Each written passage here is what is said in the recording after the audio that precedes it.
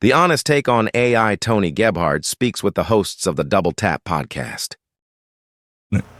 Yeah, and it's your idea, you know what I mean? And I think there's so many ethical and moral discussions surrounding, all of this. And, I get it because there's a part, I'm a musician, and there's a part of me that thinks, I don't know how I feel about AI music, right? Yeah. But I think perspectives, it's like, you know what?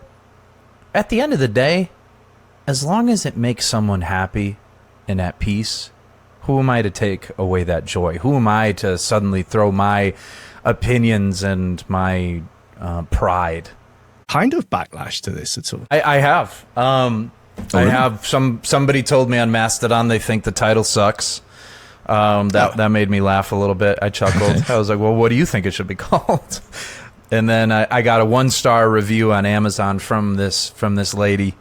And she mentioned that nothing made sense. It brought me to tears, and I felt bad for her because it's probably an older gal and, probably very intimidated by technology. And I wish I had a way to reach out to her because, I mentioned this on the site, like, please, like, if there's anything that I can do to make this experience better, like, let me know. I prefer constructive criticism over anything. Right. This book is not a replacement, and I want to put an emphasis on it. This is not a replacement. This isn't a magic pill that'll make you drop 50 pounds tomorrow.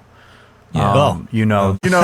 But that's not me talking that's not me trying to put me into a corner. That's just me being honest. Yeah, that took probably the longest was all the fact checking and, human verification. I had to reread this book 3 or 4 times.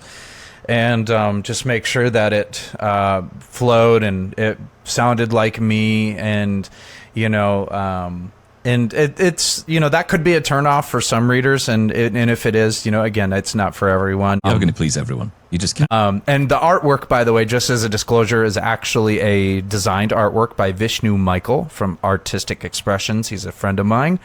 So none of the art is artificially created. That is a real piece of art.